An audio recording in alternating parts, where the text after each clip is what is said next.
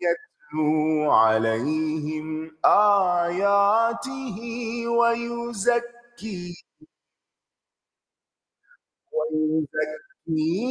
ويعلمهم الكتاب والحكمة وإن كانوا من قبل لفي ضلال مبين.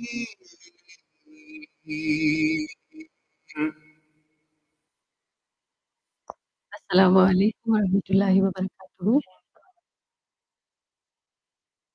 کیسے ہیں سب؟ الحمد. فیسز فرنٹ پہ کیوں خالی ہے؟ سٹنگ ہیئر یہاں فرنٹ پہ اور یہ دو لوگ کہیں گئے. اوکے. کوشش کیا کریں پیچھے بھی کیوں بیٹھ جاتے ہیں جب تک کہ فرسٹ روز فرسٹ فل نہ ہو جائے، ہے نا؟ فرشتوں جیسی صفیں بنانا شروع کر دیں ہم بھی. کوشش کرنی چاہیے. وہ زیادہ کمفرٹیبل ہے سائڈ کی ڈیسک. علم جو ہے نا وہ اس کے لیے تھوڑی سی قربانی کر لیں، کمفرٹ زون سے نکل آئیں. کیا خیال ہے نا؟ انشاءاللہ تھوڑی سی قربانی. اللہ تعالیٰ ہر قربانی کو دیکھ بھی رہے ہیں اور انشاءاللہ قبول بھی فرمانے والے ہیں. کیا کیا ویکینڈ پر؟ کچھ حدیث سے متعلق کوئی چیز جو آپ کو اپنی ڈیلی لائف میں اسٹرائک کی ہو، یاد آئی ہو؟ کیونکہ اگر یہ صرف حدیث ریڈنگ پریکٹس تک رہا اور اس نے ہماری زندگی کے ساتھ کنیکٹ نہیں کیا تو پھر وہ جو ایکچوئل گول ہے نا وہ ادھورا رہ جائے گا، ہے نا؟ الحمدللہ آپ لوگ بہت اچھے اسٹوڈنٹس ہیں، اپنا کچھ نہ کچھ ریڈنگ پریکٹس کر لیتے ہیں وچ از گڈ. اور گروپ میں تھوڑا انشاءاللہ اس کے معنی پہ بھی روشنی ڈالتے ہیں. لیکن کیا یہ علم کلاس روم سے باہر، اسٹڈی ٹائم سے باہر نکل رہا ہے یا نہیں؟ That's my question. نہیں نکل رہا تو تھوڑا سا آپ مزید ایکٹیو اپنے ذہنوں کو اس چیز پہ کریں گے کہ کنیکٹ ہو جائے. جی بچوں پہ اپنے علم کا اظہار کر لیتے ہیں. ٹھیک ہے. ہاں، وہ تو ہمیں کسی پہ بھی موقع ملے تو ہم نہ صرف بچوں پہ کسی اور پہ بھی ہم اپنے علم کا اظہار کر سکتے ہیں. لیکن علمیت کا اظہار کرنا ڈفرینٹ ہے. اور یعنی یو ڈونٹ ہیو ٹو سے اٹ، لیکن اگر آپ کو کہیں واک کرتے ہوئے کسی درخت پہ یہ حدیث یاد آ گئی کہ نبی صلی اللہ علیہ وسلم نے پوچھا تھا کہ ایک درخت ایسا ہے، تو پھر اس کا مطلب ہے کہ آپ اس سے کنیکشن کر رہے ہیں ڈیلی لائف میں، ہے نا؟ یہ چیز امپورٹنٹ ہے. انشاءاللہ اللہ تعالیٰ سے توفیق مانگتے ہیں، اللہ تعالیٰ سے دعا کرتے ہیں. یہ جو دعا ہم کرتے ہیں نا، اللہم انفعنی بما علمتنی وعلمنی ما ینفعنی وزدنی علما، اس کو واقعی دل سے مانگنے کی ضرورت ہے نا؟ انشاءاللہ. Let's continue. ہم حدیث نمبر 65 تک ہم نے لیسن کیا تھا تو 66 سے کنٹینیو کریں گے. ہوئی ہے. باب من قعد، باب جو بیٹھ گیا، حیث ینتہی بہ المجلس، جہاں مجلس ختم ہوتی ہے. یعنی اگر کوئی شخص کسی مجلس کے آخر میں جا بیٹھا ہے، ومن رآ فرجتن، اور جس شخص نے دیکھی کوئی کھلی جگہ، فی الحلقۃ، حلقے میں، فجلس فیہا، اور وہ اس میں آ کے بیٹھ گیا، تو اس کا کیا معاملہ ہے؟ یعنی علم کی مجلس، اب یہ کلاس روم کی بات ہو رہی ہے کہ کلاس روم میں مختلف لوگ مختلف جگہوں پہ بیٹھتے ہیں.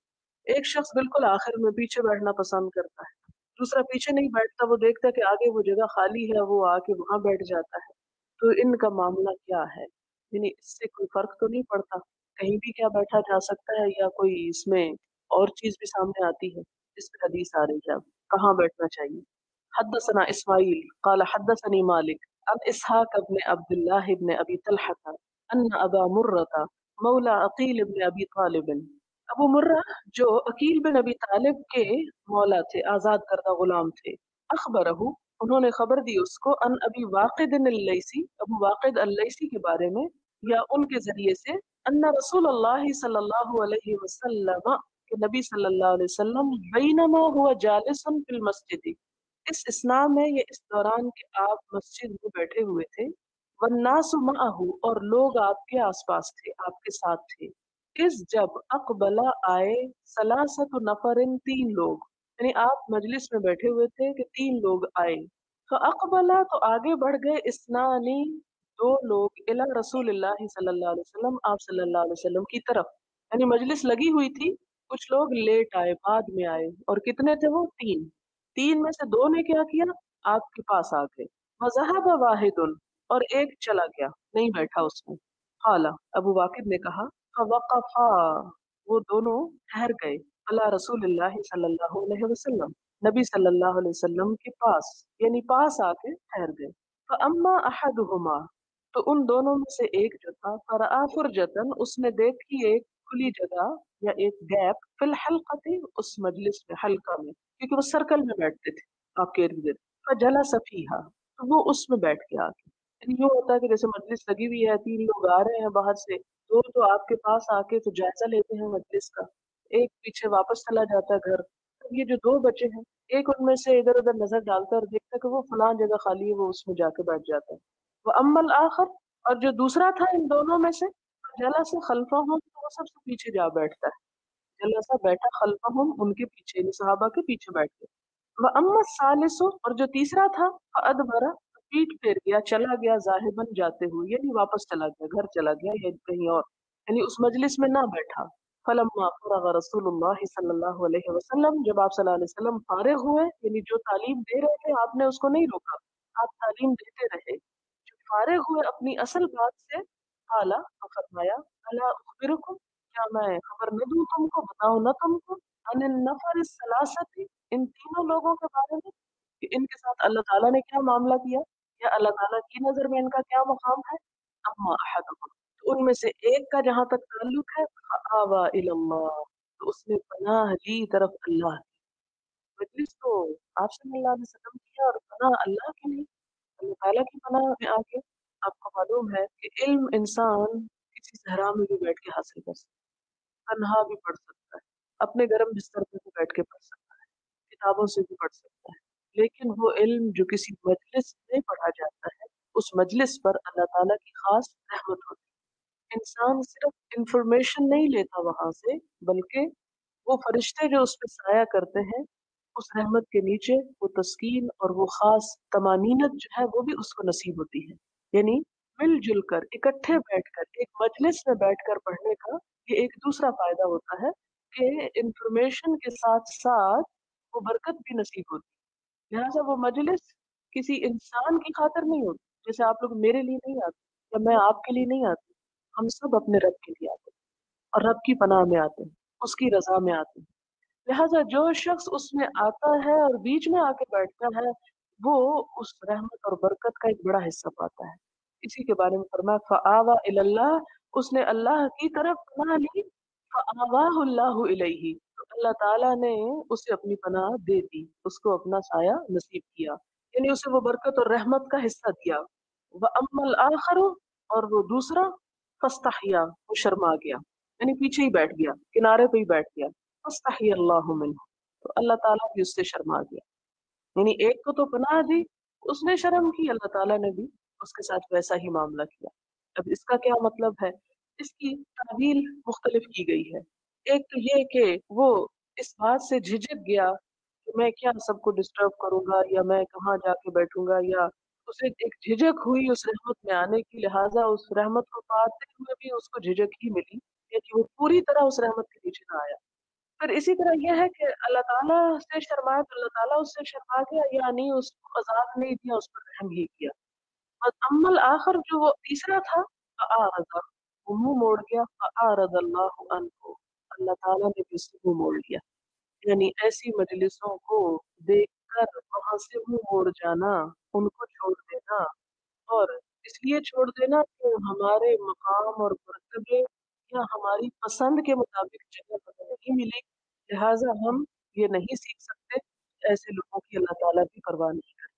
آگے آئے کہ حدیث کے قیامت کے نزدیک علم اٹھا لیا جائے گا، جہالت کا دور ہوگا، وہ تو بالکل نظر آتا ہے، ہم سب اس میں ڈوبے ہوئے ہیں، وہ تو کوئی چیز ہی نہیں رہی، اس میں سے ایک حصہ بھی نہیں ہے جو حضور صلی اللہ علیہ وسلم کے زمانے میں، صحابہ کرام اور تابعین کے زمانے میں علم کے لیے جو جہد، شوق اور کوشش اور محنت اور ولولہ تھا، وہ تو کہیں نظر نہیں آتا۔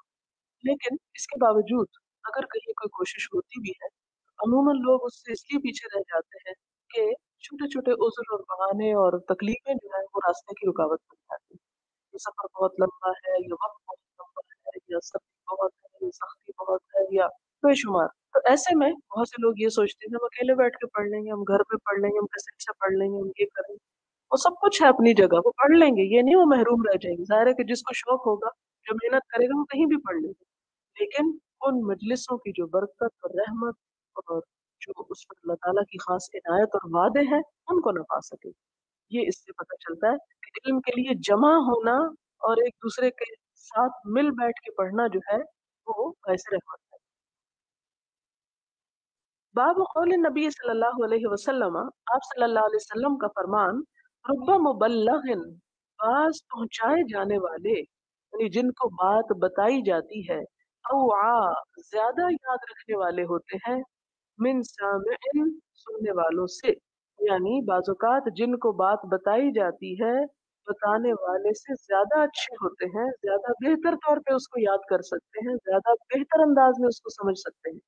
औ आ का मतलब होता है समेटने वाले, विआ बर्तन को कहते हैं, यानी उनका बर्तन बताने वाले के बर्तन से बड़ा होता है, उसको वो ज्यादा अच्छे अंदाज में याद करते हैं। حدثنا مسدد قال حدثنا بشر قال حدثنا ابن عون عن ابن سيرين عن عبد الرحمن بن ابي بكرة عن ابيه ذكر النبي صلى الله عليه وسلم، नबी सल्लल्लाहु अलैहि वसल्लम का उन्होंने जिक्र किया, आदा अला बईरिही, आप सल्लल्लाहु अलैहि वसल्लम अपने ऊंट पर बैठे हुए थे, बईर ऊंट को कहते हैं। वह अमसक इंसानुन, और एक इंसान थामे हुए था, एक आदमी पकड़े हुए था, बेखितामिही औ बेजिमामिही, उस ऊंट की नुकेल। खिताम उस रस्सी को कहते हैं जो ऊंट के नाक से डाल के उसको काबू रखने के लिए पकड़ी जाती। तो दोनों खिताम और जमाम का एक ही माना है कि नुकेल पकड़े हुए था, बाग थामे हुए था। सुम्मा काला, फिर फरमाया, अय्यु यौमिन हाजा, आपने पूछा ये आज कौन सा दिन है। फसकतना, तो हम खामोश हो गए। क्यों खामोश हो गए। हत्ता ज़नन्ना, यहाँ तक कि हमने समझा, अन्नहु, कि आप सल्लल्लाहु अलैहि वसल्लम से युसम्मी है, उसका कोई और नाम रखेंगे। आपने हमसे दिन का पूछा, जैसे कोई भी इंसान पूछता जी आज कौन सा दिन है, आप सल्लल्लाहु अलैहि वसल्लम ने भी इसी तरह पूछा, लेकिन पूछने का मकसद क्या था कि ये लोग इस बात को जो मैं अब बताऊंगा इस दिन की मुनासबत से याद रखें, अलर्ट करने के लिए आपने सवाल किया। लेकिन सहाबा कराम ने क्या समझा कि शायद आपको दिन तो मालूम है, लेकिन आप इस दिन को इसके नाम से नहीं कोई और नाम देना चाहते हैं। सयुसम्मी ही सिवा इसमें ही, कि आप नाम रखेंगे उसका, उसके नाम के अलावा कोई और। आला, फिर आपने फरमाया, यानी जब सहाबा कुछ नहीं बोले, खामोश रहे कि शायद हमें कोई नई बात पता चले।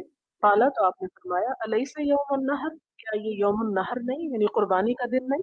कुलना बला, हमने अर्ज किया हाँ या रसूल अल्लाह। काला फ़अय्यु शहरिन हाज़ा, आपने पूछा ये कौन सा महीना है। फसकतना, फिर हम चुप हो गए। हत्ता ज़न्ना, यहाँ तक कि हमने ख्याल किया, अन्नहु सयुसम्मीही, कि आप उसका नाम रखेंगे, बिगैर इस्मिही, उसके नाम के अलावा, यानी कोई और नाम रखेंगे इसका। फ़क़ाला अलैसा बिज़िलहिज्जा, क्या ये ज़िलहज का महीना नहीं। कुलना बला, हमने कहा जी हुजूर सल्लल्लाहु अलैहि वसल्लम। काला फ़इन्न दिमाअकुम, तो आपने ये इतनी अहम तरीन बात फरमाई, दिन और महीने को याद करवा के, कि दोनों ही हुर्मत वाले हैं। क्या फरमाया, फ़इन्न दिमाअकुम, कि तुम्हारे खून, व अमवालकुम, और तुम्हारे माल, व आरादकुम, और तुम्हारी इज्जतें, बैनकुम, आपस में तुम्हारे, हरामुन, हराम है एक दूसरे पर, का हुर्मती, मानिद हराम होने के, यौमिकुम, तुम्हारा दिन, हाजा, इस दिन की हुर्मत की तरह है। कि जिस तरह इस दिन खून नहीं बहा सकते, इस महीने में जंग नहीं कर सकते, इसी तरह यहाँ से जब ये दिन न हो, ये महीना न हो, कहीं पर भी तुम हो ऐ मुसलमानों, तो तुम्हारे खून एक दूसरे पर इसी दिन और महीने की तरह हराम है, यानी कहीं और भी ये काम नहीं कर सकते। फी शहरिकुम हाजा, तुम्हारे इस महीने में जिस तरह हराम है। फी बलदिकुम हाजा, तुम्हारे इस शहर में जिस तरह हराम है, कि मक्का के शहर में या मिना की जगह पे तुम कोई ऐसा काम नहीं कर सकते।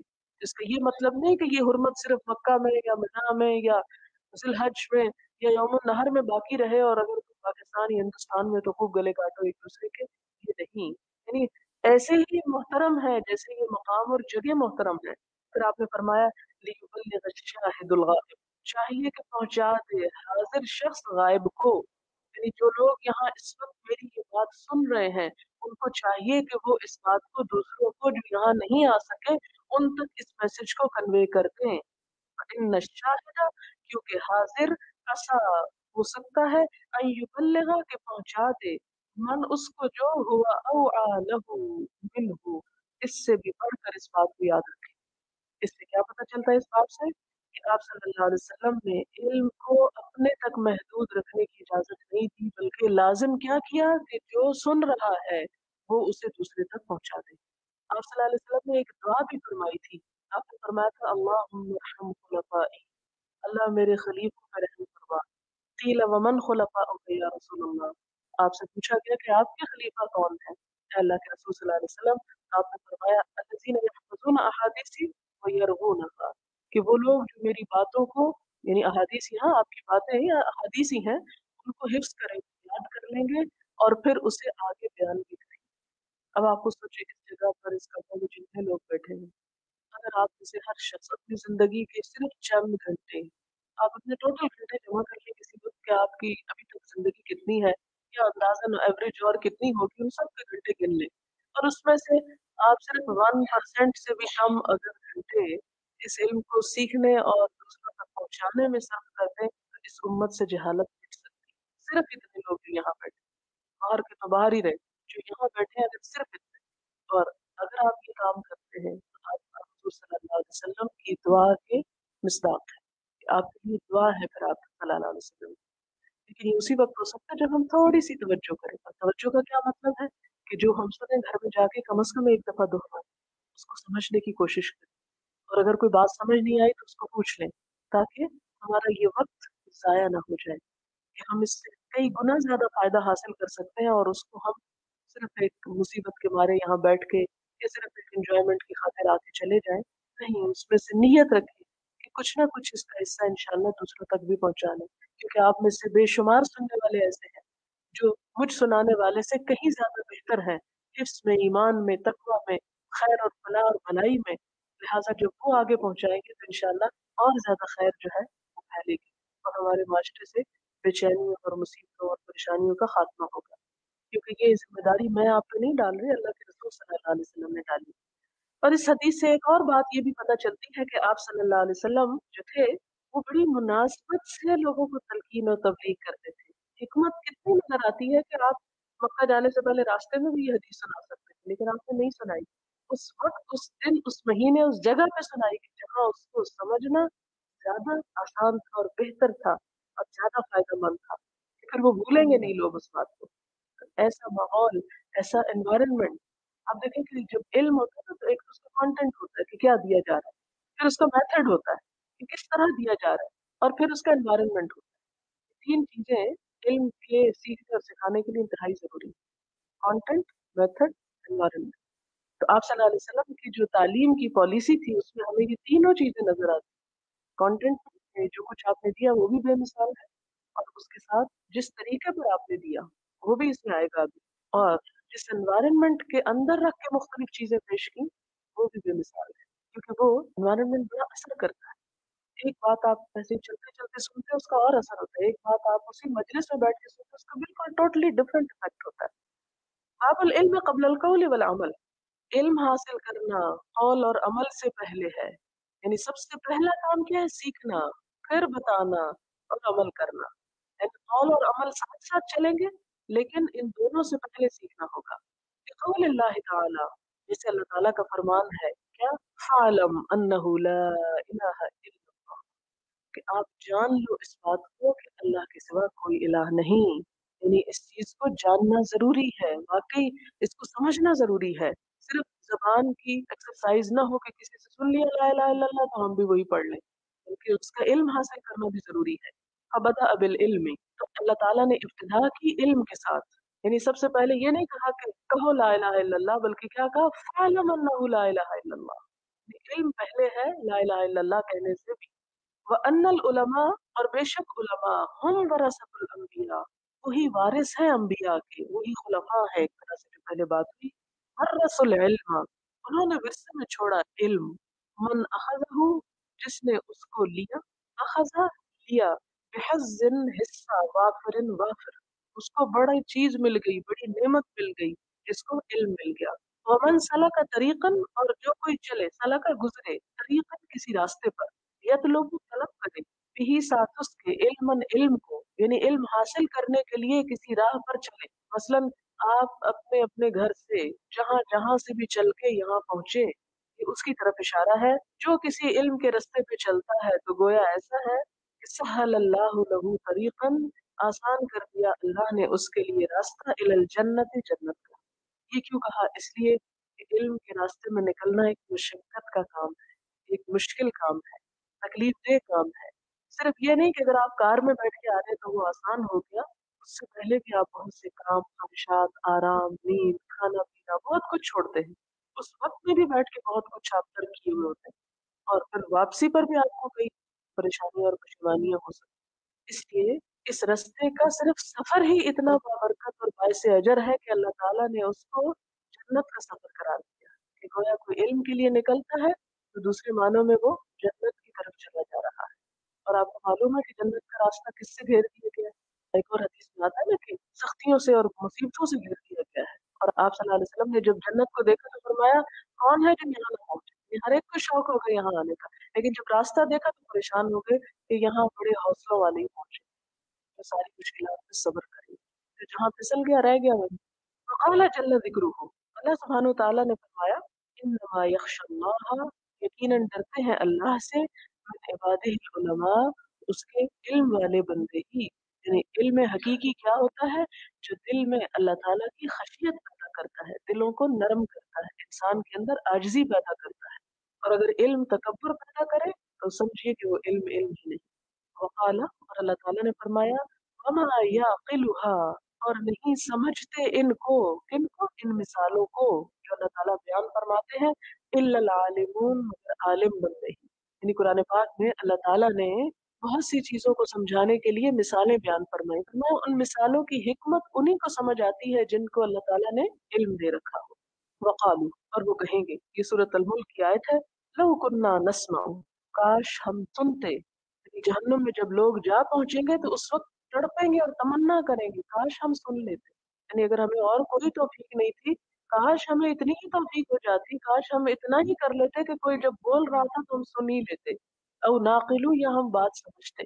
ما کننا فی اصحاب السعیر، تو آج ہم جہنم کے ساتھیوں میں نہ ہوتے، جہنم میں شامل نہ ہوتے۔ گویا علم انسان کو جہنم سے دور کرتا ہے، اور علم کو چھوڑنا خاص طور پر سننے اور سمجھنے کی بات ہے یہاں پر۔ ہر شخص اگر لکھ پڑھ نہیں سکتا تو کم از کم سن تو سکتا ہے۔ وقالا، اور اللہ تعالیٰ کا فرمان ہے، حل، کیا، یستوی، برابر ہو سکتے ہیں، الذین یعلمون، وہ لوگ جو علم رکھتے ہیں، والذین لا یعلمون، اور وہ لوگ جو علم نہیں رکھتے، کیا وہ برابر ہو سکتے ہیں؟ یعنی سمجھ میں، عمل میں، رتبے اور مقام میں، یعنی وہ ایک جیسے نہیں ہو سکتے۔ یہ بالکل ایسے ہی، آپ تھوڑی سی مثال سمجھیں، مثلاً آپ فیصل مسجد جانا چاہتے ہیں اور آپ کو راستہ نہیں معلوم، آپ کے ساتھ دوسرا شخص بھی فیصل مسجد جانا چاہتا ہے، اس کو راستہ معلوم ہے، آپ اپنی گاڑی پہ سوار ہو کے بیٹھ جاتے ہیں، اسے چلاتے ہیں اور دوسرا بھی چلتا ہے، کون پہنچے گا وہاں؟ یا جلدی کون پہنچے گا؟ جو اس کو راستہ معلوم ہو، وہ اپنا وقت بھی بچائے گا، اپنی ایفرٹ بھی بچائے گا، اور اپنی منزل پہ تیزی سے پہنچ جائے گا۔ اسی طرح جن لوگوں کو معلوم ہے کہ اللہ تعالیٰ کی پسند کے کام کیا ہے، کیا کرنا چاہیے اور کیا نہیں کرنا چاہیے، ان کے لیے اس منزل تک پہنچنا آسان ہو جائے۔ اس کی ایک اور مثال بھی، مثلاً آپ کے پاس 1 روپیہ ہے، آپ اس کو خرچ کرنا چاہتے ہیں کہیں کسی نیک کام میں، علم آپ کو راستے بتائے گا کہ سب سے بہترین کہاں خرچ کرنا ہے، کہ میں 1 خرچ کروں اور مجھے 700 یا اس سے بھی زیادہ ثواب ملے۔ اور ایک دوسرا شخص جس کو یہ پتہ ہی نہیں کہ کہاں 1 کے بدلے 10 ملیں گے اور کہاں 1 کے بدلے 700، تو وہ کہیں بھی خرچ کر دے۔ روپیہ اس پہلے نے بھی خرچ کیا لیکن 1 کے بدلے 700 پائے، اور دوسرے نے بھی روپیہ خرچ کیا لیکن 1 کے بدلے 10 بھی نہ پائے، کیونکہ صحیح جگہ ہی نہیں پتا تھی کہ کہاں خرچ کرنا۔ اسی طرح انسان اپنی باقی زندگی میں بھی جو اعمال کرتا ہے، اگر اس کو معلوم ہو کہ ان اعمال کی بہترین شکل کون سی ہے، تو اسی وقت میں اسی سرمایہ کے ساتھ وہ بہترین نفع کما سکتا ہے۔ ایک شخص جسے بزنس کرنا آتا ہو، وہ تھوڑے سے پیسوں سے بہت کچھ نفع کما لے گا، اور جس کو بزنس نہیں کرنا آتا ہوتا، آپ نے دیکھا ہوگا وہ لاکھوں کا بھی خسارہ کر بیٹھتا ہے۔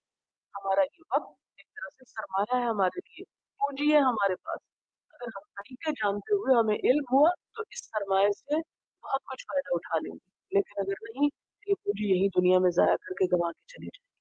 تو اس وقت کی اور اس عمر اور اس صلاحیت اور عقل اور سمجھ اور جو کچھ نعمتیں ملی ہیں ان کی قدر کیجیے، اور وہ بہتر سے بہتر طریقے جانیے کہ جن میں ان سب چیزوں کو کھپا کے آپ अपनी जिंदगी को बेहतरीन तरीके से इन्वेस्ट करके बुलंद तरीन मर्तबे पे जा सकते हैं, क्योंकि कुरान पाक की आयत आपने पढ़ी, वल्लज़ीना ऊतुल इल्म दरजात, उनके बड़े दर्जे होंगे। क्यों दर्जे होंगे? हालांकि अकल की भी मसलन उतनी ही थी जितनी और किसी की थी, या माल हो सकता है उनके पास कम ही हो दूसरों की निस्बत, या जिंदगी भी हो सकता है कुछ थोड़ी ही हो, लेकिन इल्म ने उनको वहां जा पहुंचाया जहाँ बगैर इल्म वाले बड़ी जिंदगी, ज्यादा माल और ज्यादा कुव्वतें रख के भी ना पहुंचे। इसीलिए बताया कि क्या वो बराबर हो सकते हैं? नहीं बराबर हो सकते।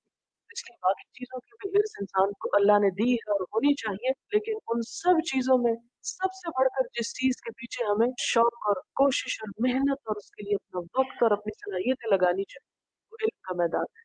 जितना उसमें से इंसान को हिस्सा मिल गया उतना ही वो खुशकिस्मत है।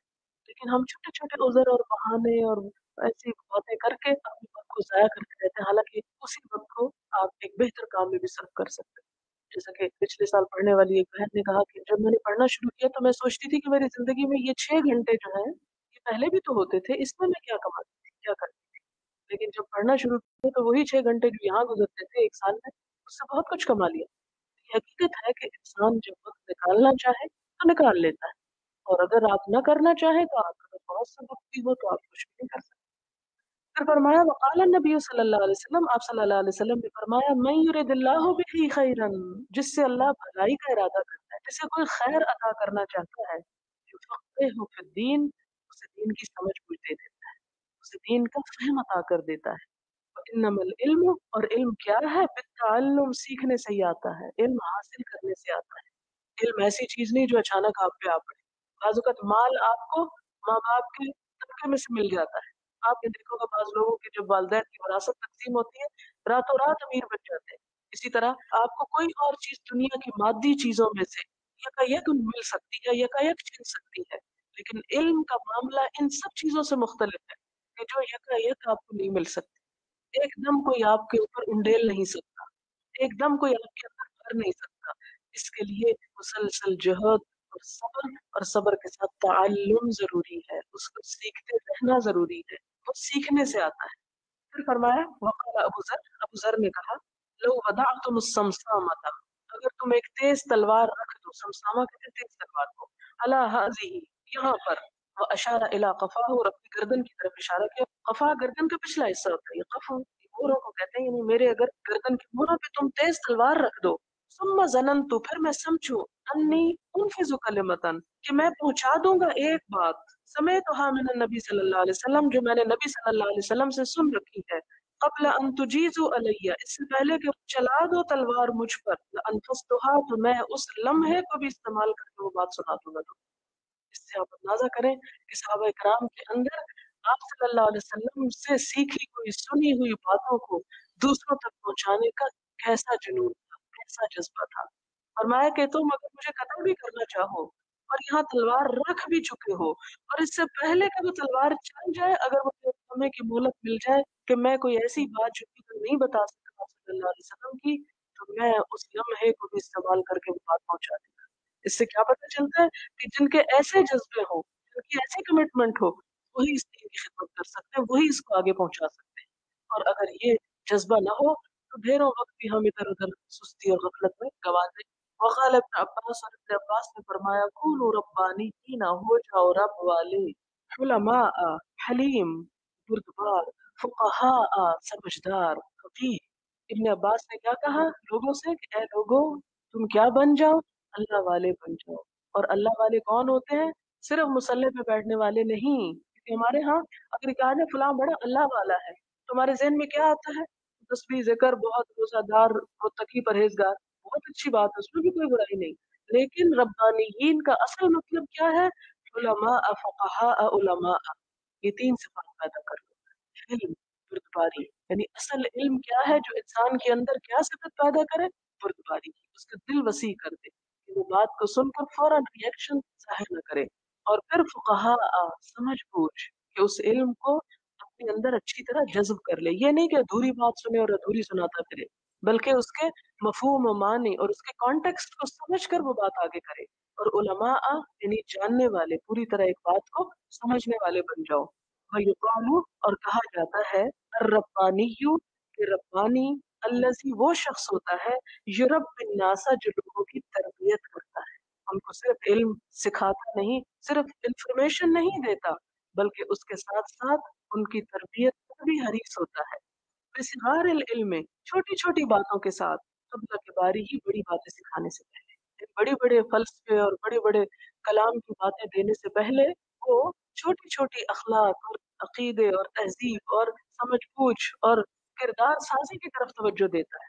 تو علم کا اصل مقام کیا ہے؟ وہ نہیں کہ جو بنی اسرائیل نے کیا تھا، کہ جن کے بارے میں قرآن فرماتا ہے الذین حملوا التوراۃ ثم لم يحملوها كمثل الحمار يحمل اسفارا، کہ وہ لوگ جنہیں کتاب دی گئی، اٹھوائے گئے کتاب، لیکن انہوں نے کیا کیا؟ ثم لم يحملوها، اسے صحیح نہیں اٹھایا، یعنی صرف یاد کر لیا، رٹ لیا، جیسے ہمارے ہاں بھی بہت حفظ ہوتا ہے۔ ان کی مثال ہے کمثل الحمار، گدھے کی طرح، یحمل اسفارا، جو بڑے بڑے بوجھ اٹھا لیتے ہیں۔ ایک گدھے کے اوپر آپ 20 کتابیں لاتے ہیں، لاد لیں۔ تو علم صرف کتابیں بھر لینے کا نام نہیں کہ بہت سی کتابیں آپ نے پڑھ لی ہیں، یاد کر لی ہیں، سیکھ لی ہیں، سمجھ لی، بلکہ کس چیز کا نام ہے کہ انسان اس کے اندر سمجھ بوجھ بھی رکھتا ہو، اور صرف سمجھ بوجھ نہیں بلکہ اس کے اخلاق اور اس کے کردار اور اس کے طرز زندگی میں بھی اس کی جھلک آتی ہے۔ اگر وہ علم عمل کا اور اخلاق اور کردار کا حصہ نہیں بنا تو وہ گدھے کا بوجھ ہے جو انسان نے اٹھا رکھا ہے۔ آپ مکان نبی صلی اللہ علیہ وسلم یتخولہم، کہ نبی صلی اللہ علیہ وسلم کبھی کبھار کیا کرتے تھے ان کو، یعنی صحابہ کرام کو، بالموعظت نصیحت، والعلم، اور علم، کہ لا ینفروا، کہ بھاگ نہ جائیں، یعنی آپ صلی اللہ علیہ وسلم لوگوں کو وقفے وقفے کے ساتھ علم سکھایا کرتے تھے کہ لوگ تنگ نہ پڑ جائیں اور فرار نہ ہو جائیں، یعنی ہر روز ایک ہی بات نہیں سکھانی چاہیے یا نہیں پڑھانا چاہیے۔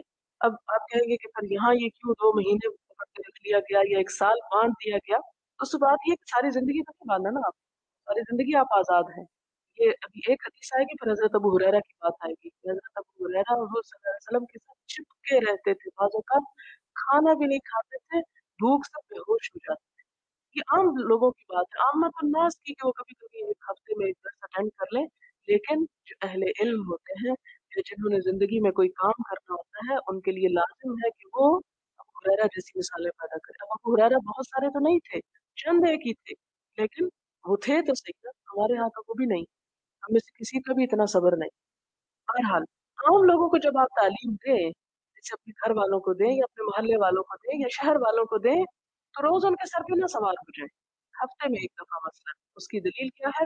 حدثنا محمد بن یوسف قال اخبرنا سفیان عن الاعمش عن ابي وائل عن ابن مسعود قال كان النبي صلی اللہ علیہ وسلم يتخولنا، کہ وقت اور موقع کی رعایت سے کرتے تھے ہم کو، کبھی کبھار کرتے تھے ہم کو، بالموعظت نصیحت، فی الایام، دنوں میں، کراہت، ناپسند کرتے ہوئے، السعامت، اکتاہٹ کو، علینا، ہم پر، یعنی اس ڈر سے کہ ہم لوگ اکتا نہ جائیں، آپ ہمیں کبھی کبھار واز کیا کرتے تھے۔ حدثنا محمد بن بشار قال حدثنا يحيى بن سعيد قال حدثنا شعبة قال حدثني ابو التياح عن انس عن النبي صلى الله عليه وسلم قال يسر، واز کرتے ہوئے کیا کرو؟ آسانی پیدا کیا کرو، لوگوں کو آسان رستے دکھایا کرو، حرام تو نہیں لیکن آسان، ولا تعسروا، مشقت میں نہ ڈالو، مشکل نہ کرو، انہیں مصیبت میں مبتلا نہ کرو، ان پہ بوجھ نہ ڈالو، وبشروا، اور خوشخبریاں سنایا کرو، ولا تنفروا، اور انہیں بگاؤ مت، نفرت نہ دلاؤ۔ نفرت کا دونوں معنی ہوتے ہیں، چلنا بھی اور نفرت بھی، کہ جب تم تبلیغ کرنے لگو، تعلیم دینے لگو لوگوں کو، تو کیا طریقہ اختیار کرو؟ یسرو، آسانی پیدا کرو۔ ظاہر علم کا راستہ تو مشقت کا راستہ ہے، لیکن بات سمجھاتے ہوئے آسان الفاظ استعمال کرو، لوگوں کی عقل اور لیول پہ بات کرو۔ ہمارے ہاں مشکل یہ ہو گئی کہ علم صرف علماء کے درمیان رہ گیا، جیسے بنی اسرائیل میں ہوتا تھا نا کہ وہ چند لوگ ٹھیکیدار ہوتے تھے علم کے، آخرکار ہم بھی وہیں آ پہنچے کہ ہمارے ہاں بھی علم صرف چند جگہوں کے اندر رہ گیا ایکسرسائز کرنے کو، لوگوں تک نہیں پہنچا، لوگ ٹوٹلی بلینک ہیں اس سے۔ اور دوسری طرف جہاں ہے وہ صرف اپنی ہی کلامی اور ادھر ادھر کی اصولی بحثوں میں مبتلا ہے، ایک دوسرے کے اوپر چڑھائی کرنے کے لیے، فتوے لگانے کے لیے، ایک دوسرے کو نیچا دکھانے کے لیے، یا ایسی زبان استعمال کی جاتی ہے عموماً خطبوں وغیرہ میں کہ جو ایک عام لیول کا انسان ہے اس کی سمجھ میں نہیں آتا کہ کہا کیا جا رہا ہے۔ لہٰذا یسرو، آسانی پیدا کرو، یعنی تھوڑا تھوڑا دو، اور ساتھ کیا کرو؟ آسان زبان استعمال کرو۔ ولا تعسروا، ایسا نہ ہو کہ وہ علم سے بوجھل ہو جائے۔ اور خوشخبری کی بات کرو، ابتدا کہاں سے نہ کرو، یعنی ڈرانے سے مت کرو، अमूमन लोग क्या करते हैं कि डरना हर एक की कमजोरी है, तो लोगों की कमजोरी से फायदा उठाते हैं, जहन्नुम की और अजाब की और वईद की बातों से डराते हैं। हम अपने बच्चों को भी नमाज के लिए क्या कहते हैं, पढ़ो नहीं तो जहन्नुम में जाओगे, आगे चलोगे, गुलाम होगे, बताओ। ये नहीं होना चाहिए। बशर खुशखबरी दो कि ये करोगे तो क्या कुछ मिलेगा, लेकिन इसका ये मतलब नहीं कि ऐसी खुशखबरी सुनाओ कि लोग पढ़े ही ना और गाफिल हो जाए। कभी कभी वो भी लगाओ, वला तो न फिर लेकिन नफरत ना दिलाओ, यानी अगर सख्ती भी करना चाहते हो तो उस सख्ती में भी क्या ना हो, ये ना हो कि वो इतनी कि टूट जाए और चीज खत्म हो जाए। सवाल है कि हुजूर सल्लल्लाहु अलैहि वसल्लम ने हदीस में मुसलमानों की मिसाल खजूर के दरख्त से दी है। तो गलती मेरी है कि मैंने उसकी वजाहत न की कि क्यों दी है। इसमें सबसे पहले एक वजह तो आपने खुद ही फरमा दिया जिसका पत्ता नहीं कभी गिरता। जिस तरह आप देखिए कि बाकी दरख्तों के ऊपर खजा आ जाती है, उस पर खजा नहीं आती, एवरग्रीन पौधा है। फिर इसी तरह मुसलमान जो है उसका ईमान और उसके नेक अमल और उसका अखलाक जो है वो हमेशा बाकी रहता है। ये नहीं कि किसी के साथ अखलाक है और किसी के साथ बद अखलाक है, कभी नमाज पढ़ रहा है कभी नहीं पढ़ रहा, कभी अमल कर रहा है कभी नहीं कर रहा, यानी एवरग्रीन पौधा। दूसरी बात यह है खजूर में कि उसका हर हिस्सा इस्तेमाल होता है। आपने देखा होगा कि बाकी पत्ते जब झड़ जाते हैं तो बिल्कुल सूख के कोई चीज नहीं बचती, लेकिन खजूर का पत्ता ये टहनी जब सूख जाती है तो वो बजाते खुद बड़ी इस्तेमाल की चीज है, कई चीजें उससे बनती हैं। फिर इसी तरह आप देखें कि उसकी एक और खसूसियत है कि अगर उसका सिरा काट दिया जाए तो वो दरख्त खत्म हो जाता है, यानी बड़ा सेंसिटिव भी है कि अगर उसके ऊपर वाला हिस्सा खत्म हो जाए तो वो दरख्त बाकी नहीं रहता। फिर इसी तरह आप देखें कि उसकी गुठलियां तक भी इस्तेमाल होती हैं, उसके तना, उसकी जड़ें, हर एक चीज उसकी काबिल इस्तेमाल है। फिर ये कि बहुत बुलंदी पे ऊपर जाता है, मोमिन को भी ईमान की वजह से बुलंदी नसीब होती है। ये बहुत सी इस किस्म की वजूहत हैं, आप मजीद भी तलाश कर सकते हैं। अगर किसी मजलिस में सबसे कम उम्र हो लेकिन खास मसला या बात को दूसरों से बेहतर जानते हो तो क्या खामोश रहना चाहिए, बता देना चाहिए, बता देना चाहिए, उसमें इजाफा कर देना चाहिए, लेकिन बिला वजह इंटरप्ट नहीं करना चाहिए। जो मजलिस का इख्तिताम हो या सवाल जवाब का सेशन, बताना जरूर चाहिए लेकिन बताने के भी आदाब है। आपने हद्दसना और अखबरना का फर्क बताया। हद्दसना में मुराद है कि उस्ताद ने पढ़ा और शागिर्दों ने सुना, जब अखबरना आए तो साथ रावी का नाम होगा। अखबरनी मोहम्मद बिन इब्राहिम अत्तैमी, ये तस्दीक करने वाले उस्ताद का नाम होगा या पढ़ने वाले शागिर्द का? नहीं, पढ़ने वाला शागिर्द तो ऐसा ही है जैसे ये माइक पढ़ रहा है, असल रेफरेंस उस्ताद की तरफ ही जाएगा। और वो पढ़ कहाँ से रहा है? उस्ताद ही की किताब से पढ़ के सुनाता है, ये उस्ताद ही के नोट्स जो है वो आगे देता है। इसलिए जिसने लिखा, जिसकी काविश है या जो कंफर्म करने वाला है बात, उसकी तरफ मंसूब होगी। शागिर्द तो एक पढ़ने वाला है, उसकी तरफ नहीं जाएगी, यानी वो रिस्पॉन्सिबिलिटी कबूल नहीं करेगा। किसी राइटर की कोटेशन जो उसके नाम से सुनाई जाए क्या मुनावला में आएगी? नहीं, मुनावला का मतलब होता है किसी को अपनी अच्छी चीज, जैसे ये एक डस्टर है, मैं अगर इनको दे रही हूँ तो ये मुनावला में आता है कि किसी को अपनी किताब पकड़ाना, दे देना, उसके हवाले कर देना। मसलन किताब मैंने लिखी और लिख कर मैं किसी और को दूं कि जाओ इसमें से पढ़ के सुना दो, ये है मुनावला। जो कोटेशंस होती है वो तो सिर्फ नाम के साथ कि फलां ने फलां किताब फलां पेज पर कहा, ये मुनावला में नहीं आता। जिस शख्स को अल्लाह ताला की प्रोटेक्शन मिली और वो मजलिस के अंदर आके बैठा है, तो क्या ये ऐसा नहीं है कि मजलिस को डिस्ट्रैक्ट करना है? असल बात ये है कि दो चीजें हैं। एक ये है कि अभी मजलिस शुरू नहीं हुई, लोग आ रहे हैं, तो एक शख्स आता है और दरवाजे में ही बैठ जाता है, वो क्या करता है? दूसरों को तंग करता है। जो लोग पहले आने वाले हैं हदीस की रूह से, उसका क्या मतलब है कि वो आगे से आगे आके बैठे, जब वो आए तो देखें कि अंदर के हिस्से में कहाँ जगह है, वहां पहले बैठ जाए। तो ऐसे लोगों को जो ऐसे खला को पुर करें, उन पे अल्लाह की रहमत है और अल्लाह ताला उनको अपनी पनाह में ले लेते हैं। और ऐसे लोग जो रास्ते में ही बैठ जाएं, पीछे बैठ जाएं, इसकी तस्दीक एक और हदीस से भी होती है कि एक शख्स आया, आप सल्लल्लाहु अलैहि वसल्लम जुमे का खुतबा दे रहे थे, तो लोगों की गर्दनें फलांग था, वो बीच में आकर बैठ गया। आपने फरमाया देर से आए हो और नसीहत भी दी है, यानी उस हदीस का मतलब क्या है कि जब इंसान आए, ये अभी खुतबा नहीं हुआ, अभी मजलिस लग रही है, तो तरतीब से बैठे और ये भी ना करे कि अच्छा वो आगे हजूम है, यहाँ तो मेरा ख्याल है कोई जगह नहीं, वापस चला जाए। यहाँ पर एक हदीस जिसकी वजाहत में मैंने ये कहा था कि वो शख्स जो शर्मा गया, अल्लाह ताला उससे शर्मा गया, और इसके दो माने मैंने बताए थे। तो इन्होंने फतहुल बारी का हवाला दिया कि वहां पर तो इसका माना ये कि अल्लाह ने उसको माफ कर दिया। तो ये माना मैंने भी आपको बताया था कि दो ही माने हैं, यानी माफी के माने में भी आता है, और दूसरी बात ये कि जो दीन में झिझकता है, जरा पीछे रहता है, उसको अगर नहीं उसके मुकाबले में मिल सकता जो दीन में आगे जाने की कोशिश करता है। मसलन बाद में तीन ग्रोह आते हैं, सूरत अल-वाक़िया आप पढ़े, एक साबिकून साबिकून है जो सबसे आगे है और उन्हें कोई झिझक नहीं होती किसी चीज की, और जरूरी नहीं है कि झिझक से मुराद ये है कि इंसान की कॉन्फिडेंस की कमी, बल्कि ये है कि सुनते ही फौरन लपक पड़ते हैं, फौरन अमल करने लगते हैं, और जहाँ खैर हो वहाँ करीब करीब जाके खैर को हासिल करते हैं। और दूसरा ग्रोह जो है वो क्या है, आम दर्जे के मुसलमान जो नेकी करते तो हैं लेकिन इस दर्जे की भी हो गई ठीक है, और वो फर्क वही कि एक शख्स आया और उसने करीब होकर बैठने की कोशिश की और दूसरा उधर ही बैठ गया कि बस ये भी काफी है मेरे लिए। तो इन दोनों के अमल में जो फर्क है वो जज़ा में भी उतना फर्क जरूर है। हाँ वो किसी इंसान की अपनी वैसी ही कमजोरी है, क्योंकि बहुत लोग शाय फील करते हैं, पीछे पीछे रहते हैं, तो पीछे रहने में बहरहाल कहते हैं ना, जैसे आप सल्लल्लाहु अलैहि वसल्लम ने एक सफ के बारे में फरमाया कि लोग नमाज में सफ के पीछे खड़े होते रहेंगे यहाँ तक कि अल्लाह उनको पीछे कर दे। यानी रोज लेट पहुंचना, देर से आना, लेट ही रहना, नेकी का काम देर से करना, सुस्ती से करना, गफलत से करना, या नेकी के काम में बिना वजह की इंकिसारी दिखाना, तो फिर अल्लाह ताला भी उनके साथ यह मामला करते हैं, ठीक है, तो तुम इसके लिए नहीं आगे बढ़ सकते। तो ना, सुब्हानक अल्लाहुम्मा व बिहम्दिका नशहदु अन ला इलाहा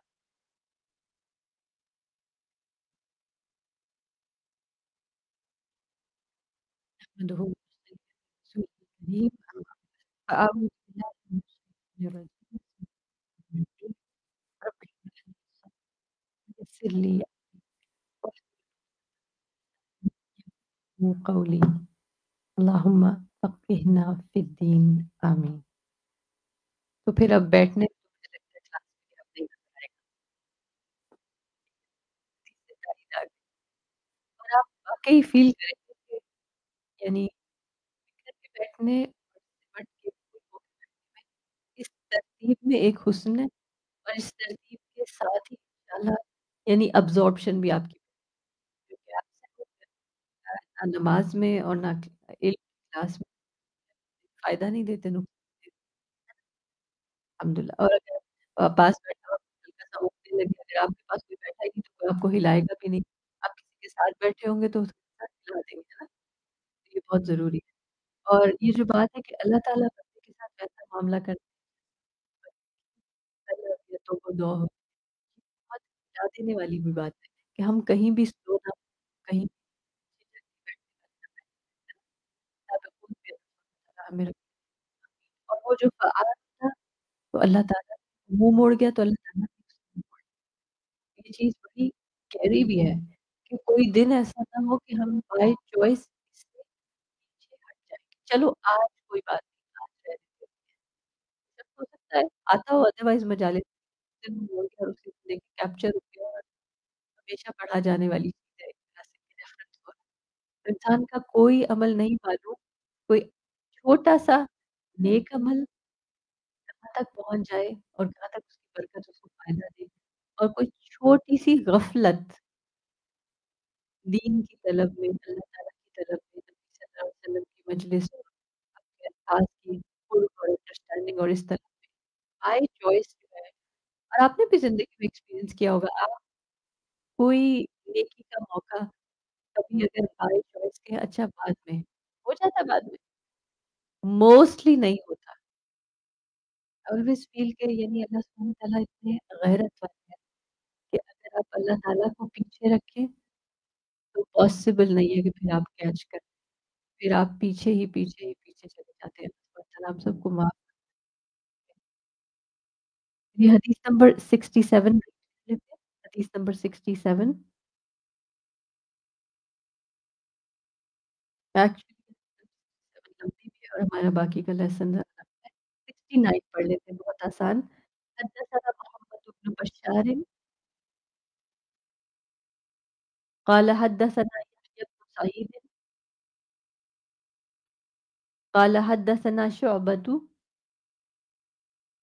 قال حدثني أبو التياح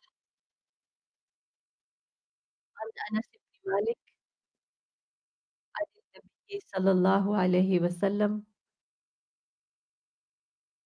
قال يسروا ولا تعسروا وبشروا ولا تنفروا. اس کے تو آپ ترجمہ بھی کر سکتے ہیں، یسروا آسانی پیدا کرو، ولا تعسروا سختی نہ کرو، وبشروا اور خوشخبری دو، ولا تنفروا نفرت نہ دلاؤ. ہم سب اس چیز پہ غور کریں، اس کو کہیں الگ بھی لکھ لیں، گھر میں بھی اپنے گھر والوں کے ساتھ، بچوں کے ساتھ بھی اپلائی کرنا ہے، اپنے ساتھیوں کے ساتھ بھی اپلائی کرنا ہے۔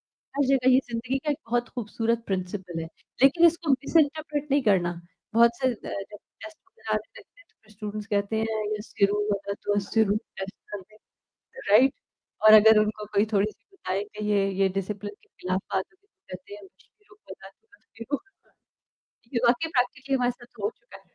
تو اس کو یعنی غلط جگہ نہیں لائیں گے، یہاں تہذیب کا کیا مطلب ہے؟ یسروا یعنی دین کے آداب کو جیسے مرضی موڑ دو ضرورت کے حساب سے، آسان ہاؤ ٹو ایکٹ اور دین پہ عمل کیسے کیا جائے، ٹھیک ہے نا؟ جیسے جہاں جہاں آسانیاں ہیں سب اور بشرو خوشخبری دو اور نفرت نہ دلاؤ، کیسے؟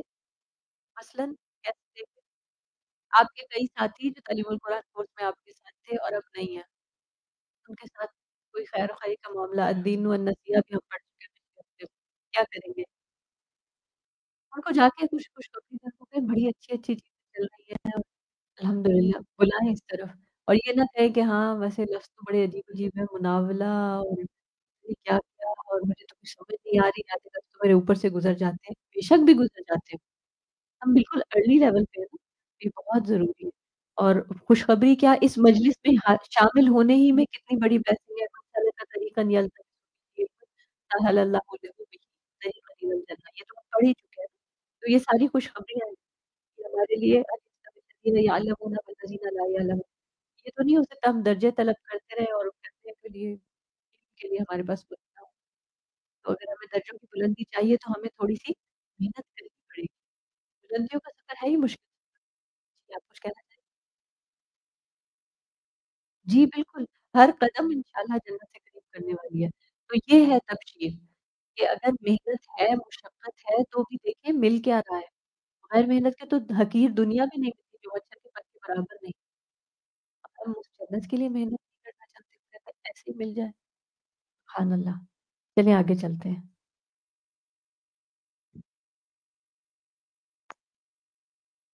باب من جعل لأهل العلم ایام معلومہ، باب جو شخص اہل علم یعنی علم سیکھنے والوں کے لیے کچھ دن مقرر کر دے، یعنی دن مقرر کر کے علم دینا۔ حدثنا عثمان بن ابي شيبة قال حدثنا جرير عن منصور عن ابي وائل قال كان عبد الله يذكر الناس في كل خميس، کہ عبداللہ بن مسعود ہر جمعرات کو تعلیم دیا کرتے تھے، یعنی انہوں نے جمعرات کا دن مخصوص کر رکھا تھا۔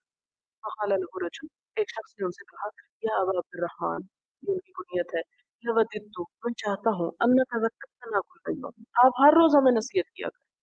قال اما، کہا نہیں، انه يمنعني، مجھے یہ بات روکتی ہے من ذالک، اس سے، انی اکرہ کہ میں ناپسند کرتا ہوں، ان املکم کہ میں تمہیں بور کر اکتا دوں، یعنی نصیحتیں کر کر کے تمہیں اکتانا نہیں چاہتا۔ ہمارے ہاں بعض اوقات مائیں جب دین پڑھتی ہیں تو بچوں کو اتنا خوف زدہ کرتی ہیں، یا جب بچے سامنے آتے ہیں تو فوراً نصیحتیں پٹاری لے کے بیٹھ جاتی ہیں، یہ نہیں ہونا چاہیے، یعنی ان کو نصیحت کی جائے لیکن کبھی کبھار تاکہ وہ اثر بھی کرے، اگر آپ ہر وقت ہر روز ہر ٹائم میں نصیحت کریں گے تو وہ اس سے اکتا جائیں گے۔ یہی سلیقہ یہاں سکھایا جا رہا ہے۔ حضرت عبداللہ بن مسعود کہتے ہیں نہیں، میں سمجھتا ہوں کہ اگر میں ہر روز تمہیں نصیحت کروں تو نصیحت بھی بیکار ہو جائے گی، انی اتخولکم بالموعظۃ، اور میں تم کو کبھی کبھار نصیحت کرتا ہوں، کما کان نبی صلی اللہ علیہ وسلم یتخولنا بہا، جس طرح آپ صلی اللہ علیہ وسلم کبھی کبھار ہم کو نصیحت کرتے، مخافۃ السآمۃ علینا، ہم پر اکتاہٹ کے ڈر سے کہ ہم اکتا نہ جائے، اور یہ خاص طور پر تذکیر کے لیے بڑا ضروری ہے۔ یعنی تھوڑا سا فرق یہاں ایک نوٹ کر لیں، ایک ہوتا ہے وعظ اور ایک ہوتا ہے تعلیم، ان دونوں میں فرق ہے۔ وعظ اور نصیحت تو کبھی کبھار ہوتی ہے، لیکن تعلیم جو ہوتی ہے اس کے لیے یکسوئی اور حضرت ابو ہریرہ کی مثال سامنے رکھنا ضروری ہے۔ باب، باب من یرید اللہ بہ خیرا یفقہہ فی الدین، اللہ جس کے ساتھ بھلائی کرنا چاہتا ہے اس کو دین کی سمجھ دے دیتا ہے۔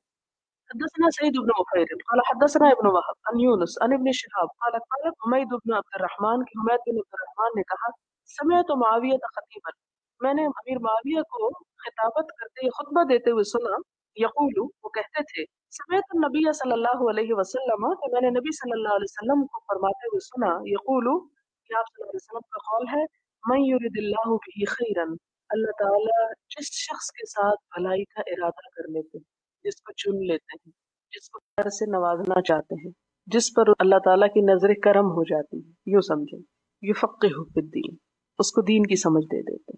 تو گویا کسی شخص کا دین کی تعلیم کے لیے نکلنا، اس کے لیے مشقت برداشت کرنا، اس کے لیے اپنا مال اور وقت خرچ کرنا، یہ سب کچھ انسان کی اپنی توفیق سے نہیں، یہ اللہ کی خاص رحمت سے ہوتا ہے. ورنہ تمنائیں اور امیدیں رکھنے والے تو بے شمار لوگ ہوتے ہیں. بہت سے لوگ چاہتے ہیں کہ ان کو علم حاصل ہو جائے، لیکن نہیں ہوتا. تو جس کو یہ توفیق یا موقع میسر آ جائے، یہ دراصل کیا ہے؟ اس پر اللہ تعالیٰ کے احسان کا ایک پرتو ہے. پھر فرمایا وَإِنَّمَا أَنَا قَاسِمٌ، اور میں تو تقسیم کرنے والا ہوں. حضور صلی اللہ علیہ وسلم نے اپنے بارے میں فرمایا کہ میں تقسیم کرنے والا ہوں. وَاللَّهُ يُعْطِي، اور اللہ عطا فرماتا ہے. کیا معنی؟ کہ اصل خیر اور بھلائی اللہ کی طرف سے آتی ہے، اور میرا کام کیا ہے کہ اللہ تعالیٰ سے اس بھلائی کو لے کے لوگوں میں بانٹنا. یعنی جو شخص سیکھ رہا ہو گویا اس پر بھی اللہ کا کرم، اور جو سکھا رہا ہو اس پہ بھی اللہ کی عنایت، کہ اس کی توفیق اور اس کی رحمت کے بغیر یہ کام ہو ہی نہیں سکتا. اصل عنایت، اصل عطا کس کی ہے؟ رب کائنات کی. اور باقی کچھ لینے والے ہیں، کچھ دینے والے ہیں، دونوں ہی اللہ کے نظر میں آ گئے. ورنہ یہ ہے کہ دینے والا دے ہی نہیں سکتا، لینے والا لے ہی نہیں سکتا اگر وہ نہ چاہے. دونوں میں سے کسی کا بھی کمال نہیں ہے. وَلَن تَزَالَ هَٰذِهِ الْأُمَّةُ، اور ہمیشہ رہے گی یہ امت، یہ قوم، قَائِمَةً عَلَىٰ أَمْرِ اللَّهِ، اللہ کے حکم پر قائم. یعنی امت مسلمہ جو ہے اس میں سے کچھ لوگ اللہ کے حکم پر قیامت تک قائم رہیں گے. لا يضرهم، نہ نقصان دے گا ان کو، من خالفہم، جس نے بھی مخالفت کی ان کی. یعنی جو لوگ اللہ کے دین کے ساتھ چمٹ جائیں، پھر لوگ ان کی مخالفت بھی کریں، ان کے ساتھ دشمنی بھی کریں، ان کو نقصان پہنچانا بھی چاہیں تو نہیں پہنچا سکیں گے، کیونکہ اللہ نے ان کو اپنی پناہ میں لے لیا. حتی یأتی امر اللہ، یہاں تک کہ اللہ کا فیصلہ آ جائے، یعنی موت یا قیامت. باب الفہم فی العلم، علم میں فہم حاصل کرنے کا بیان. یعنی علم رٹنے کی چیز نہیں ہے، زبانی حفظ کرنے کی چیز نہیں ہے، وہ تو صرف ایک ذریعہ ہے کہ انسان کے پاس وہ آ جائے. جیسے آپ کو پہلے بھی میں نے مثال دی تھی کہ پیٹ بھرنے کے لیے لقمہ چبانا پڑتا ہے نا، چبانا پڑتا ہے. پہلے دن یاد ہوگا میں نے ایک مثال دی تھی کہ آپ کو علم پیش کیا جائے گا، لیکن جیسے پکا ہوا کھانا بھی مل جائے تو کھانے کے لیے چبانا پڑتا ہے. اور کسی بہن نے کہا تھا 72 دفعہ چبانا پڑتا ہے، تو میں نے کہا تھا صرف 10 دفعہ پڑھنا پڑے گا آپ کو. تو اس میں یہ ہے کہ وہ کوشش تو کرنی ہی ہوگی. یہ جو ہم رٹتے ہیں یا حفظ کرتے ہیں، یاد کر، یہ ایک وسیلہ ذریعہ ہے، یہ مقصد نہیں ہے، یہ منزل نہیں ہے. منزل کیا ہے؟ سمجھ بوجھ پیدا کرنا اس میں، فہم. حدثنا علی قال حدثنا سفیان قال قال لی ابن ابی نجیح عن مجاہد قال صحبت ابن عمر الى المدینہ. مجاہد کہتے ہیں کہ میں ابن عمر کے ساتھ مدینہ کی طرف گیا، ابن عمر کی ہمراہی میں. صحبت یعنی ساتھ گیا. فلم اسمعہ، پھر نہیں میں نے سنا آپ کو، یحدث عن رسول اللہ صلی اللہ علیہ وسلم، کہ وہ بیان کرتے ہوں آپ صلی اللہ علیہ وسلم سے کوئی حدیث، الا حدیثا واحدا، مگر ایک ہی حدیث، صرف ایک حدیث دیا کرتے تھے. یعنی ان کا طریقہ کیا تھا؟ ایک وقت میں بس ایک بات بتاتے تھے اور بس.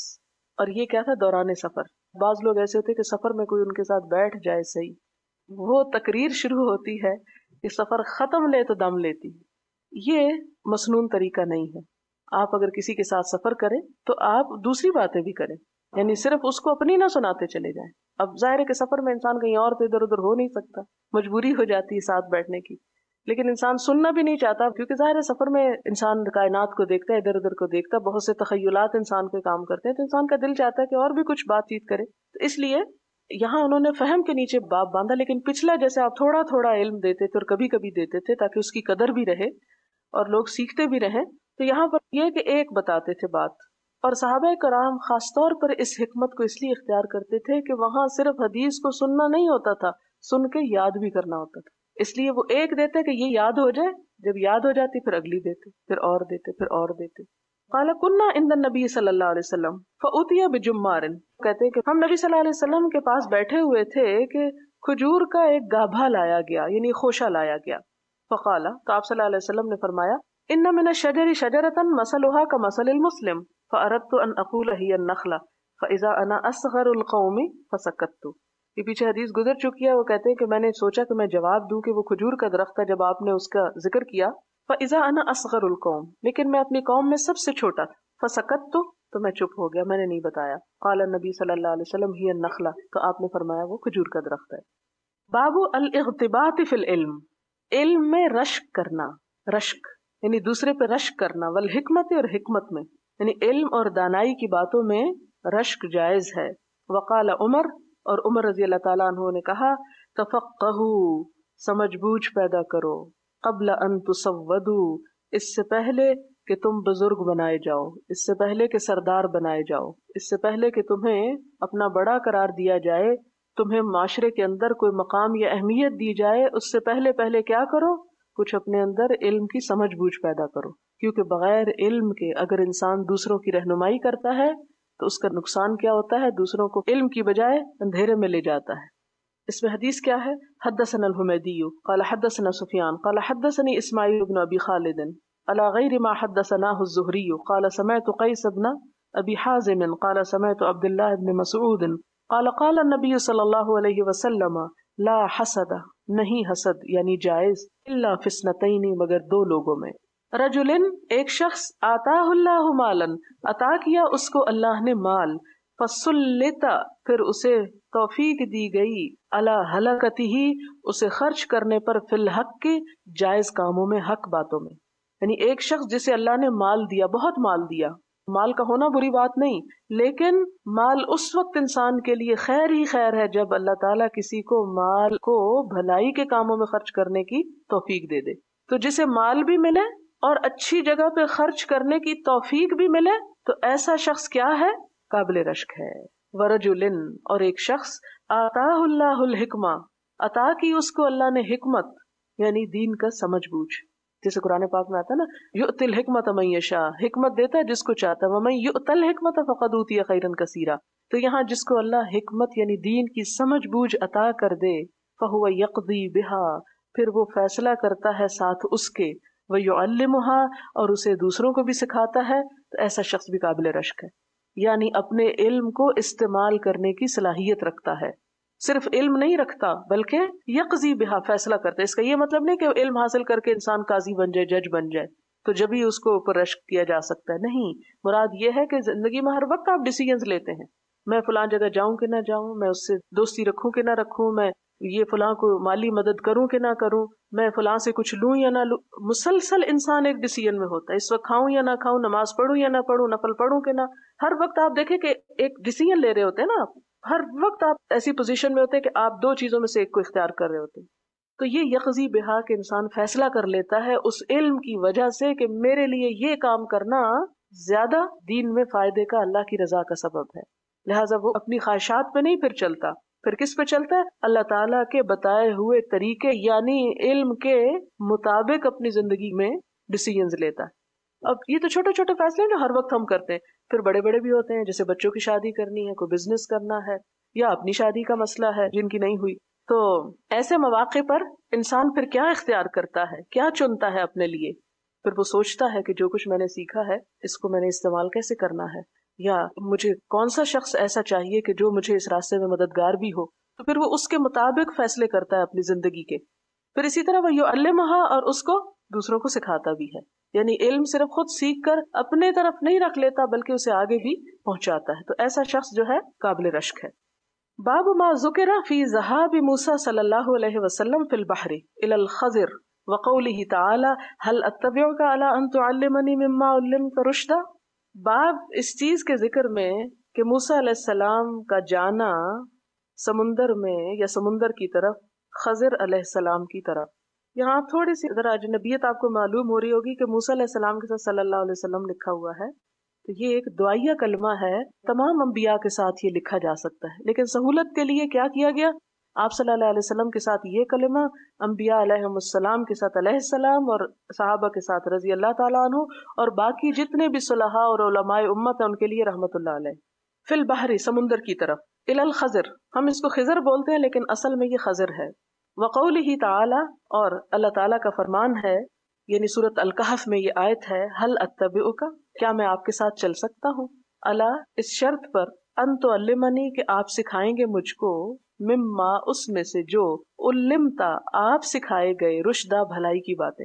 یعنی موسیٰ علیہ السلام کہاں پہنچتے ہیں؟ خضر علیہ السلام کے پاس، یا میں اب اردو میں خضر ہی بولوں گی کہ آپ کو سمجھ آ جائے بات. خضر علیہ السلام کے پاس پہنچتے ہیں، اور پہنچ کر یہ نہیں کہتے اچھا وہ ذرا جو کچھ آپ کو آتا ہے وہ مجھے بتا دیں، ایک ادب اور سلیقے اور تمیز کے ساتھ بات کرتے ہیں اور کہتے ہیں حل اتبیو کا، آپ مجھے اجازت دیتے ہیں کہ میں آپ کے ساتھ چلوں؟ آپ مجھے ساتھ لے جاتے ہیں، کیا آپ مجھے اپنی پیروی کرنے دیں گے؟ اور میں یہ اس لیے آپ کے ساتھ جانا چاہتا ہوں الا ان تعلمنی، کہ آپ مجھے کچھ سکھا دیں۔ کیا سیکھنا چاہتا ہوں آپ سے؟ مما علمت رشدا، جو بھلائی اور جو خیر آپ کو ملی وہ آپ مجھے دے سکے۔ اب اس میں حدیث ہے جس سے پورا قصہ خوب واضح ہو جائے گا، میں ساتھ ہی وضاحت کروں گی کیونکہ لمبی حدیث ہے، پھر دوبارہ وقت زیادہ لگتا ہے۔ حدثني محمد بن غرير، محمد بن غرير الزهري قال حدثنا يعقوب بن إبراهيم قال حدثني أبي عن صالح عن ابن شهاب حدث أن عبيد الله بن عبد الله أخبره عن ابن عباس أنه تمارى هو والحر بن قيس بن حصن الفزاري في صاحب موسى۔ عبداللہ بن عباس سے روایت ہے کہ ان میں یعنی عبداللہ بن عباس میں اور حر بن قیس ابن حصن میں جھگڑا ہو گیا، بحث ہو گئی۔ تمارا کس کے بارے میں بحث ہوئی؟ فی صاحب موسیٰ، موسیٰ علیہ السلام کے ساتھی یعنی خضر علیہ السلام کے بارے میں آپس میں کچھ بحث ہو گئی۔ فقال ابن عباس، ابن عباس نے کہا ہوا خضر، کہ موسیٰ علیہ السلام کے یہ ساتھی جن کا قرآن پاک میں ذکر کیا جا رہا ہے وہ خضر علیہ السلام تھے۔ فمر بہما ابی بن کعب، تو ان دونوں کی اب آپس میں بحث ہو رہی تھی کہ اتنے میں ابی بن کعب پاس سے گزرے۔ فدعاہ ابن عباس، ابن عباس نے ان کو بلایا اپنے پاس۔ ابن عباس مفسر قرآن ہیں تو قرآن پاک کے بہت سے مقامات کی نشاندہی کرتے ہیں۔ ان کے خیال میں یہ صاحب موسیٰ خضر ہیں، جبکہ حر بن قیس نہیں اس کو مان رہے تھے۔ ابن عباس کیا کرتے ہیں؟ بلاتے ہیں ابی بن کعب کو اپنی دلیل کے ثبوت کے لیے۔ فقال انی تماریت انا وصاحبی ھذا، ابن عباس کہتے ہیں کہ میں اور میرا یہ ساتھی آپس میں جھگڑ رہے ہیں فی صاحب موسیٰ، موسیٰ علیہ السلام کے ساتھی کے بارے میں، الذی وہ جس سے سأل موسیٰ پوچھا تھا موسیٰ علیہ السلام نے، السبیل راستہ، الی لقیہ اس کی ملاقات کا، یعنی موسیٰ علیہ السلام علم سیکھنے کے لیے کس کے پاس گئے تھے؟ حل سمعت النبی صلی اللہ علیہ وسلم یذکر شانہ، کیا تم نے نبی صلی اللہ علیہ وسلم سے کچھ ذکر سنا اس کی حالت کے بارے میں؟ کس کی حالت کے بارے میں؟ اس قصے میں موسیٰ علیہ السلام کے استاد یا صاحب کے بارے میں؟ قال نعم، وہ کہتے ہیں کہ ہاں میں نے سنا۔ یہ کون کہتے ہیں؟ ابی بن کعب۔ سمعت رسول اللہ صلی اللہ علیہ وسلم یقول، میں نے رسول اللہ صلی اللہ علیہ وسلم کو کہتے ہوئے سنا، بینما موسیٰ فی ملأ من بنی اسرائیل، اس دوران کہ موسیٰ علیہ السلام بنی اسرائیل کے سرداروں کی جماعت میں بیٹھے ہوئے تھے، اہل علم کے درمیان ملأ بڑے لوگوں کو کہتے ہیں، تو جاءہ رجل، ایک شخص باہر سے آیا، فقالا کہنے لگا، حل تعلم، اے موسیٰ کیا تم جانتے ہو، احدن کسی شخص کو، عالم من کا جو تم سے بھی بڑا عالم ہو؟ قال موسیٰ، تو موسیٰ علیہ السلام نے کہا، لا نہیں میں نہیں جانتا۔ کہنے کا مطلب کیا تھا کہ میں اپنے سوا کسی اور اپنے سے بڑے عالم کو نہیں جانتا۔ فأوحى اللہ، اس موقع پہ اللہ تعالیٰ نے وحی فرمائی۔ کیا تھی وحی؟ الی موسیٰ، موسیٰ علیہ السلام کو، بلا عبدنا خضر، نہیں ہمارا بندہ خضر جو ہے وہ تم سے بھی زیادہ بڑا عالم ہے۔ اس سے کیا پتہ چلتا ہے کہ کسی شخص کو اپنے بارے میں قطعاً یہ نہیں سمجھنا چاہیے کہ میں سب سے بڑا عالم ہو گیا۔ کیوں؟ قرآن پاک کی ایک اور آیت ہے، وَفَوْقَ كُلِّ ذِي عِلْمٍ علیم، کہ ہر صاحب علم سے اوپر ایک اور علم والا ہوتا ہے۔ فَسَأَلَ مُوسَى السَّبِيلَ إِلَيْهِ، تو موسیٰ علیہ السلام نے اس سے سوال کیا راستے کا طرف اس کے، یعنی اللہ تعالیٰ سے پوچھا کہ میں کیسے جاؤں اس کے پاس۔ سأل موسیٰ، کس سے سوال کیا موسیٰ علیہ السلام نے؟ اللہ تعالیٰ سے۔ کس چیز کا سوال کیا؟ السبیلا، راستے کا، کہ اللہ مجھے راستہ دکھا، الیہ طرف اس کے، یعنی خضر علیہ السلام کے طرف جانے کا مجھے راستہ بتا، طریقہ بتا کہ میں ان کو مل سکوں تاکہ ان سے علم حاصل کر۔ اس سے کیا پتہ چلتا ہے کہ یہ ہوتے ہیں اصل علماء، کہ جب ان کو علم کا پتہ چلتا ہے تو وہ پھر تکبر میں نہیں مبتلا ہوتے، یہ نہیں کہتے کہ ہم تو جانتے ہیں۔ ہمارے ہاں تو کیا ہوتا ہے، اگر کسی کو کہیں آؤ فلاں چیز سنتے ہیں یا سمجھتے ہیں تو کہتے نہیں ہم کو پتہ ہے قرآن میں کیا لکھا، ہم نے پڑھ رکھا ہے۔ لیکن موسیٰ علیہ السلام کو جب یہ بتایا گیا کہ آپ سے بھی زیادہ جاننے والے ہیں، تو ان کی خیر اور ان کی عظمت دیکھیے کہ فوراً اللہ تعالیٰ سے دعا کرتے کہ اللہ مجھے کسی طرح وہاں پہنچا دے کہ میں ان سے سیکھ لوں جا کے، یہ شوق ہے۔ فَجَعَلَ اللَّهُ لَهُ الْحُوتَ آیَةً، تو اللہ تعالیٰ نے ان کے لیے مچھلی کو ایک نشانی مقرر کر دیا، ایک مچھلی مقرر کر دی ان کے لیے نشانی کے طور پر۔ وَقِيلَ لَهُ، اور آپ کو کہا گیا، اِذَا فَقَدتَ الْحُوتَ، جب تم کھو دو اپنی مچھلی، یعنی جب مچھلی تم سے کھو جائے، فرجے تو لوٹ جانا، یعنی کہاں لوٹ جانا؟ مچھلی کے نشان پہ. فَإِنَّكَ سَتَلْقَاهُ، تو بے شک تو ان کو پالے گا. کس کو پالے گا؟ خضر علیہ السلام کو. وَكَانَ يَتَّبِعُ، اور تھے وہ پیروی کر رہے، اثر الحوتی، مچھلی کے نشان کی، فی البحر، سمندر میں. یہ سورۃ کہف میں قرآن پاک میں قصہ آتا ہے. فَقَالَ لِمُوسَىٰ فَتَاهُ، تو موسیٰ علیہ السلام سے ان کے غلام نے کہا جن کا نام تھا یوشع، یعنی جو ان کے خادم تھے، ارأیت، کیا تم نے دیکھا، اذ اوینا الی الصخرۃ، کہ جب ہم نے پناہ لی تھی اس چٹان کی طرف، فانی نسیت الحوت، تو میں بھول گیا تھا مچھلی کا ذکر کرنا، وما انسانی الا الشیطان ان اذکر، وما اور نہیں، انسا بھلوایا، نی مجھ کو، ہو اس مچھلی کو، الا الشیطان مگر شیطان نے، ان اذکرہ کہ میں یاد رکھوں اس کو. قال ذالک، فرمایا کہ یہ بات ہے، ما کننا نبغی، جو ہم چاہتے تھے، فرتدا، تو دونوں پلٹے، علی آثارہما، اپنے نشانات قدم پر، قصصاً، آثار قدم تلاش کرتے ہوئے. فوجدا، پس دونوں نے پا لیا، خضراً، خضر علیہ السلام کو.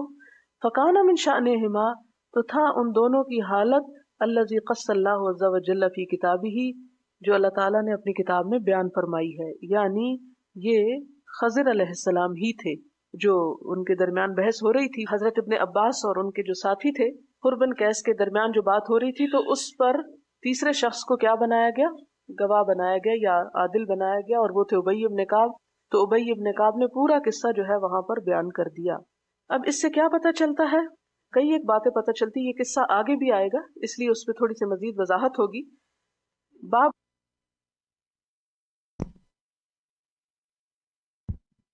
جی کوئک ریکیپ کر لیتے ہیں اس حصے کا. یہ بات من یرد اللہ بہ خیرا یفقہہ فی الدین ہم نے پہلے بھی پڑھی تھی رب زدنی علما میں. یہاں پہ کیا نئی بات ایڈ ہوئی ہے؟ حدیث دیکھ کر بتائیے یہاں پر کیا نئی بات ایڈ ہوئی ہے.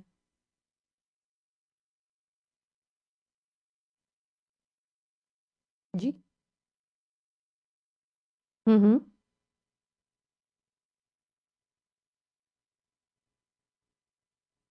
جی یہ والا حصہ بالکل. اور اس کا کیا ریلیشن ہے پہلے حصے سے؟ پہلے ہم نے صرف اتنی حدیث پڑھی تھی رب زدنی علما میں، من یرد اللہ بہ خیرا یفقہہ فی الدین، ٹھیک ہے.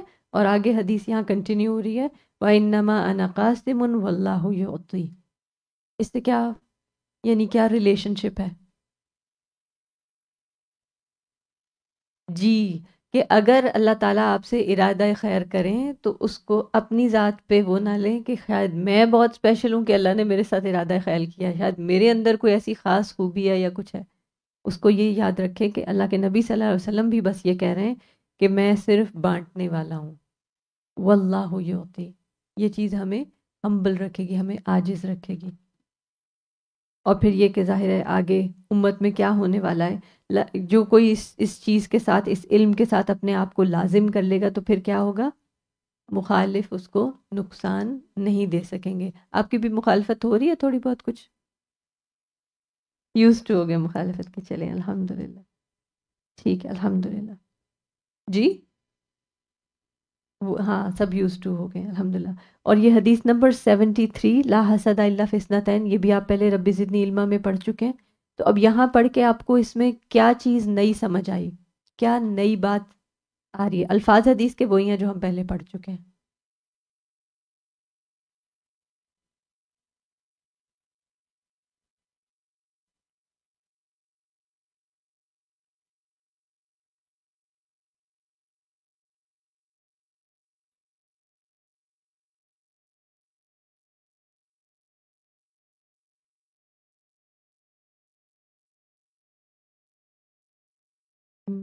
دیکھیں کہ یہ دونوں چیزیں جو ہے نا، دو طرح کے لوگوں کی بات ہو رہی ہے. جسے مال دیا اور اسے حق میں خرچ کرنے کی توفیق دی. حق میں خرچ کرنے کی توفیق کسے ملے گی؟ جس کے پاس علم ہوگا، ٹھیک ہے نا. یہ کتاب العلم میں بات آئی ہے، اور اینڈ میں کہ جو شخص حکمت اس کو دی گئی اور وہ اس کے مطابق فیصلہ کرتا ہے اور دوسروں کو سکھاتا بھی ہے. تو اس سارے کے لیے سب سے پہلا سٹیپ کیا ہے؟ علم کو حصول. ایگزیکٹلی. تو ہم اسی سٹیج پر ہیں.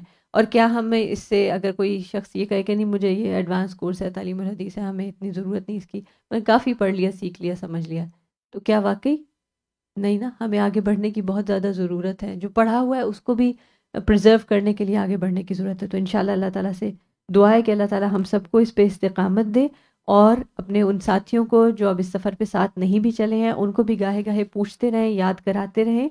بشروا ولا تنفروا. سبحانک اللہم و بحمدک، اشہد ان لا الہ الا انت، استغفرک و اتوب الیک. السلام علیکم ورحمۃ اللہ وبرکاتہ.